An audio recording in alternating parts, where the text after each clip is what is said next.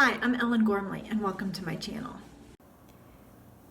Today we're doing an invisible increase in single crochet, and I have a little bowl going here, and this is just the traditional 2 stitches and 1 stitches when I wanted to increase in single crochet, and I don't mind this at all. Some people find it troublesome that there's a little bit of a hole there when you squeeze 2 stitches into 1, but I don't have a problem with it. But if you're having some difficulty with your stitches and you would like your increases to be more invisible, here are 2 methods on how to do it. So one of them, the first one, involves going under just the first loop of the previous stitch just worked. So you can see the legs of my last single crochet are in this spot. I'm going into that front loop of that one that I have already used, and I'm going to rotate and go under the first loop, the front loop of the next stitch as well, and yarn over and pull a loop through and create a single crochet there, and then go through that second one again. And you can either go through just the front loop or both loops there, and you would increase by doing kind of a half increase. You're putting 2 stitches where there had been only 1, but you're utilizing the previous stitch. So let's do that again. I really don't prefer this method, but I'll show you the one I do like next. So you go under, so where the last stitch was made, which is right here between my thumbs, you can see the last stitch was made in that spot.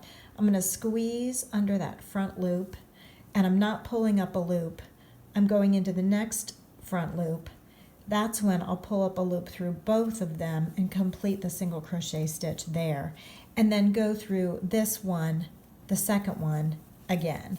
And so it's more of an invisible increase, but I don't love that stitch. I find it a little bit I don't know, awkward, I guess. And to me, it still makes a hole. So I don't really feel like that solves the problem. So I'm going to go back because I don't want to keep it there. My preferred method, if I really feel like I need to do, and I'm just going to do a regular one here.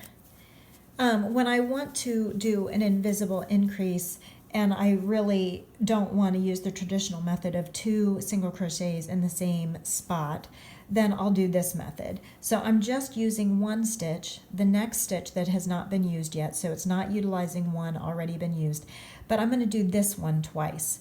I'll go under the front loop only in single crochet, and then single crochet under both loops of the same stitch. So it's in single crochet in the front loop only of the stitch, and then go back and catch both loops of the same stitch. So you're placing 2 in the same spot, but it creates less of a hole because that back loop fills up the hole a little bit. So use whatever method you want to use to make your stitches the most invisible as possible.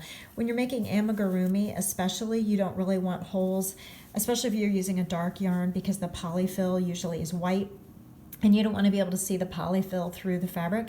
You can also just go down a hook size. I'm using an eye hook and a worsted weight yarn. I could go down a hook size if I want a more dense fabric. But to recap, there's 2 methods in making your increases invisible if you feel like you need to do that. Of course, the downside of making them invisible is that they're invisible. They're hard to find when you're counting.